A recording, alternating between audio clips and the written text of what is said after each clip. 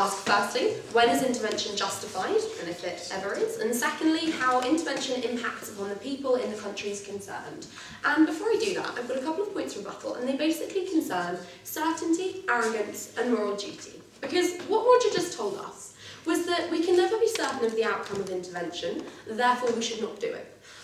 We question the kind of world that Roger can possibly imagine we live in. If he wants to be governed constantly by certainty in everything he does, we don't see how there's any more certainty when you act on your own soil or when you act abroad. And they've wanted this very high ideal of something that we can't imagine exists. He said, well, it's certain that soldiers and civilians will die when you invade. Well, we think that's disingenuous, because it's equally certain that people will die when you allow a dictator to continue acting. What we would ask, and what James talked about, was acts and omissions, and about when there is a moral universal that binds us all to act in a certain way, then surely we're equally culpable when we allow people to die. Now, he also said, but we can't be certain we hold the correct moral standpoint. How do we don't know democracy is correct? Well, great that you question your epistemological standpoint. That's fantastic. Like, of course, we have to question what we think. But you can't continue to question that to a point of infinite regress, whereby you question everything you do. And it's hypocritical to continue to uphold democracy in your own country if you don't then agree that, one, that supersedes boundaries, when people are palpably dying, when governments fail their citizens, and when there is just no other option for these human beings. But, we would simply question that if you doubt democracy here, then why hold it in your own country? And if, as he said, you have a duty to your own soldiers, why not to humans everywhere? Because they certainly seem to be accepting the idea of human rights being universal. Now, he said the dead don't care whether they lie on free soil or, oppressed soil. Well, that shows again is that people will die in either case. And then in our case, what we have to start talking about is acts and omissions, and whether you can achieve the least worst outcome, which is what we told you international intervention is often all about. Now, we also told you that, what did we tell you? Yeah, the moral duty trumps legal and practical considerations, because they talked about a lot about international law. And Andrew, I will quote you on this. You did say that war is one of the most illegal actions possible. And that's patently not true, because the reason there's a plethora of international law surrounding war is we recognise it's possible to do it correctly, and it is possible to be justified. We question whether that ever really happens, but we think it's a good thing, and we'd like that to happen more if possible. Okay, so on to firstly, when intervention is justified. I've got a couple of sub-points, and the first of which will be, are we responsible to people in other countries with different skin colours who live on the other side of borders from us? And we say yes, because of what James talked to you about, which was that morality respects no borders, no thanks, because it's rooted in an appreciation of human rights. And Roger said, well, international law crosses boundaries. He actually said that, but then he went on to say that democracy isn't global. Well, look at the UN, look at just about every international charter ever. We think that these laws cross the simple lines that you draw in the sand when you try and divide countries. No thanks. And this brings me on to my second point of whether it's paternalistic to export democracy. Well, James has already told you, if you support human rights on any level at home, then you support the international quality of the worth of a human being. You cannot, no thanks, draw that line. So now, no thanks, now on to other times when intervention is justified, a bit of what we had in first op. We think when there's a practical failure of government, to quote John, when nations have failed to facilitate the choices of individuals, we think, no thanks, there's a practical justification to enter.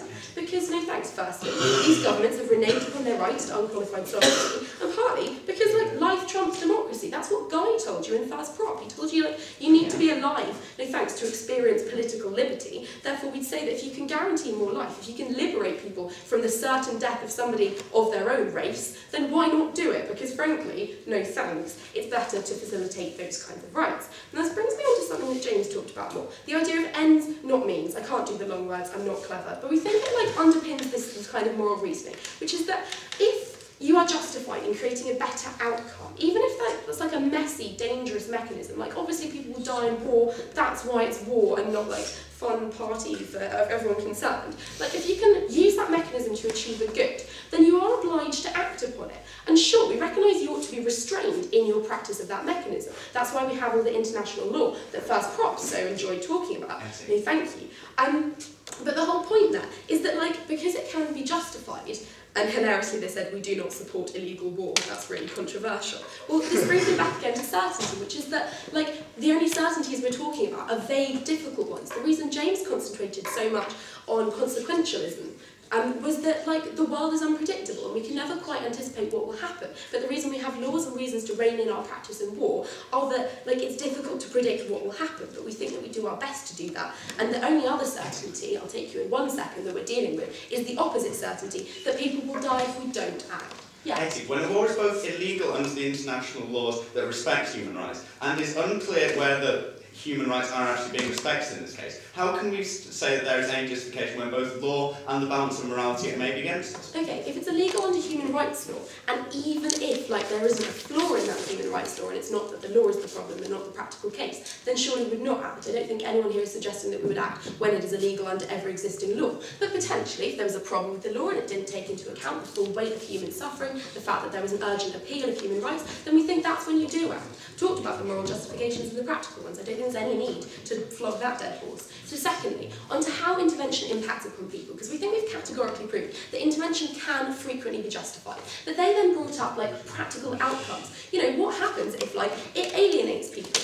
Well, Sam said, it alienates people because it says that the West hates you when they invade to improve your quality of life. And, like, you know, I tried to say, well, it adds credence to the Islamist narrative that the West is interventionist. But the point there is that that's a narrative based on the West showing disrespect for other people's lives, saying that, like, your life matters less if you've got brown skin than if you've got white skin, which is just, like, deeply racist. And when we do act out of anything that isn't self-interest, then that doesn't add credence to those narratives. If we act clearly in response to human suffering, then we don't alienate people at all. On the other, like, quite the opposite, we extend a hand of friendship.